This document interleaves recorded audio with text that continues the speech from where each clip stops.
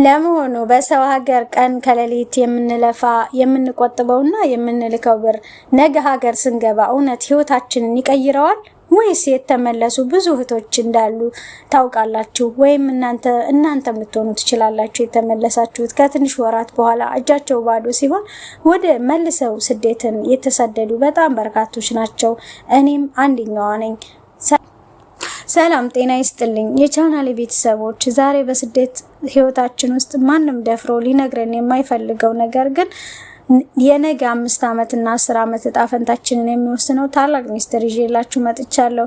ብዙዎቻችን ሀገር ስንገባ እንቀየራለን በሚል ተስፋ ራሳችንን እየረሳን እንለፋለን። ነገር ግን እውነቱ አስተሳሰባችን እዚህ ባላችሁበት ቦታ ሳትቀይሩ ኪሳችሁን መቀየር አትችሉም። ዛሬ በዚች አጭር ቪዲዮ በስደት ላይ ሆነን ራሳችንን የምናሳድግበትና ወደ እውነት ቁጠባ የምንገባበት 3 ሚስጥሮች በተግባር እናያለን። እንግዲህ ወደ ቪዲዮአችን እንሄዳለን። አንደኛው የስደተኛው አእምሮ ወይስ የባለ ሀብቱ አእምሮ? አእምሮአችን እንደ ባለ ሀብት ነው የሚያስበው ወይስ እንደ ስደተኛ? ዛሬ የምትሰሩት ስራ ጽዳት ይሁን ምግብ ማብሰል ወይም ህፃናት ማሳደግ፣ ማብሰል ወይም ህፃን ማሳደግ ያሁኑ ስራችሁ እንጂ ማንነታችሁ አይደለም። አንቺ ከዚህ ስራ በላይ ትልቅ አቅም ያለሽ ጠንካራ ሴት ነሽ። በሁለተኛ ደረጃ በእጃችን ያለው ስልክ ትልቅ ሀብታችን ነው። ይህንን ሁለተኛ ደረጃ በእጃችን ያለው ስልክ ትልቅ ሀብታችን ነው። ይህ ስልክ ቲክቶክ ላይ የማይጠቅሙ ጭንቀትን የሚለቁ በማየት ጊዜሽን የምታባክኙ ከሆነ የወደፊት ህይወትሽን እየገደልሽ ነው። ከዛ ይልቅ በቀን 1 ሰዓት ዩቲዩብ ላይ አዲስ ዲጂታል ክህሎቶችን ተማሪ። ለምሳሌ ቪዲዮ ኤዲቲንግ፣ የግራፊክ ዲዛይን ወይም የእንግሊዝኛ ቋንቋሽን አሻሽይ። እነዚህ ነገሮች ነገ ሀገር ስንገባ ከሰዎች ነፃ የሚያወጡን ትልቅ የገቢ ምንጮች ናቸው። ማንም መጥቶ ህይወታችንን አይቀይረውም። እኔ እችላለሁ፣ እኔ ለራሴ ቆማለሁ ብለሽ ራስሽን ካላመንሽ ዓለምም ሊያምንሽ አይችልም።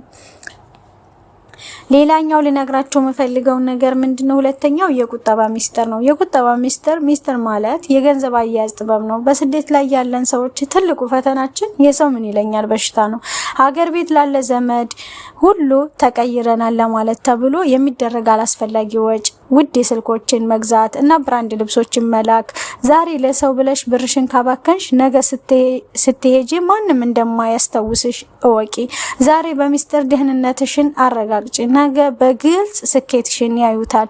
ገንዘብ ሲመጣ በሙሉ መላክ ስህተት ነው። መጀመሪያ የወደፊት ህይወትሽን አስቢ። እኔ የምመክርሽ ነገር ቢኖር 50-30-20 ህግን ተጠቃሚ። 50% ለግዴታ ወጪዎች፣ ለምሳሌ ለቤተሰብ መርዳት ሊሆን ይችላል፣ አስፈላጊ ግዴታ የሆኑ ወጪዎችን መሸፈን። 30% ደግሞ ለነገ ኢንቨስትመንት እና ለራስሽ ለቁጠባ ይሁን። ይህንን የማይነካ የማታውቂው ገንዘብ በዩ። ይህንን መደበቅና መቆጠብ አለብሽ። 20% ደግሞ ራስሽን ለማሻሻል፣ ትምህርት ለመማር ሊሆን ይችላል፣ ጤናሽን ለመጠበቅ ሊሆን ይችላል። ዋቴቨር ለእንደዛ ነገሮች ወጪ የምታወጪው 20% ነው። ከቤተሰቦች ጋር በግልጽ ተነጋገር። ይህን ነገር በግልጽ ንገሪያቸው። እኔ የምለፋው ለተወሰነ ጊዜ ነው። እኔ እቅድ ያለኝ ድንበር አብጂ። ራስሽን ካልቀየርሽ ሌላውን በዘላቂነት መርዳት አትችይም። ራስሽ ወርቀሽ ነገ ለማይ ነው የምትሆነው። እኔ አንድ ከሄድኩበት መንገድ ልንገርሽ። አንድ ቀን የሆነ ሰዓት ላይ እኔ በነበረኝ ሰዓት በጣም ብዙ ሰው ከቤት አይጠፋም ነበር። ግን የሆነ ሰዓት ሆነና እኔም ያለኝ ብር እጄ ላይ ሲያበቃ ማንም ሰው ዘወር ብሎ አላየኝም። ኢቨን እንኳን እኔ እቤት በነበርኩበት ሰዓት የሆነ አጋጣሚ ወጣሁኝና ሆነ ቤት ሄድኩኝ። እዛ በሄድኩበት ሰዓት ግን ውጭ ብዬም ተሳድቤያለሁ። አያችሁ፣ ማጣት ብዙ ነገር ያሳያል። ስለዚህ ባላችሁ አቅም በተቻላችሁ አቅም ራሳችሁን አስቀድሙ ልላችሁ ፈልጋለሁ። እኔ ከኖርኩት ህይወት እንጂ ማወራችሁ ከየትም አምጥቼ እንደማላወራችሁ ታውቃላችሁ ሁላችሁ። ምክንያቱም ይሄ ህይወት ሁላችንም ያለፍንበትና ሁላችንም ደግሞ እየኖርነው ያለነው ህይወት ስለሆነ ሪሊ ነው። ይሄን ነገር ማንም ሰው እንትን የሚለው ነገር የለም። የሚክደው ሰው ሰው አለ ብዬ አላምንም፣ ያልደረሰበትም አለ ብዬ አላምንም። ሌላኛው ልነግራችሁ የምፈልገው ደግሞ ሶስተኛው ነገርና የመጨረሻው ጊዜን በአግባቡ መጠቀምና የጤና እንክብካቤሽን እንዳትረሺ። ይሄ ዋነኛ ነገር ብዬ የምላችሁ አለብሽ። ምክንያቱም ጤናሽ ካለቀ እና ከወደቅሽ ከታመምሽ በሽተኛ ከሆንሽ ቁጠባሽ አይሰራም። በሰው ሀገር ሁነን ራሳችንን የምንረሳ ብዙ እህቶች አለን። በሰው ሀገር ሁነን ራሳችንን የምንረሳ ብዙ እህቶች አለን። አመጋገባችንን መቆጣጠር አለብን። በስራ መሀል ሰውነታችንን ማዝናናትና ቀለል ያሉ እንቅስቃሴዎች ማድረግ ጤናችን ወሳኝ ነው። ለጤናችን በጣም የሚጠቅም ነው። ሰው ቤት ስራ ታውቁታላችሁ። ነግቶም መሽቶም የሚያልቅ አይደለም፣ እየተተካ የሚሄድ ስራ ነው። ስለዚህ በዚች አጋጣሚ እንደዛም ብትሆኑ 30 ደቂቃ መድባችሁ ለራሳችሁ ደብተራችሁ ላይ ማስታወሻ ጻፉ። ዛሬ ምን አደረኩኝ፣ ዛሬ ምን የሚጠቅም ነገር ሰራው፣ ነገ ምን አዲስ ነገር እማራለሁ ብላችሁ ጻፉ። ፕላናችሁን አውጡ፣ እቅዳችሁን አውጡ። በእቅድ መመራት ልመዱ። ዛሬ ላይ ያወራኋችሁን እነዚህን 3 ነገሮች ባጭሩ ልንገራችሁ። የመጀመሪያ አስተሳሰባችሁን ቀይሩ። በየትኛውም ስራ ላይ ብትሆኑ የእናንተ ባለሀብቶች ናችሁ። እሺ፣ እናንተ ለራሳችሁ የምትሰጡት ግምትና የምትሰጡት እንትን በጣም ይወስነዋል። ስለዚህ አስተሳሰባችሁን በደንብ መፈተን አለባችሁ። ለነገ ኑሮ ከቤተሰብ ጋር ግልጽ ድንበር ይኖራችሁ።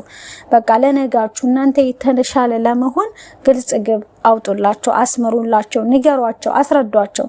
ጤናችሁን ጠብቁ። ራሳችሁን ካልጠበቃችሁ ማንም አይጠብቃችሁም። ስለዚህ በጤናችሁ አትደራደሩ።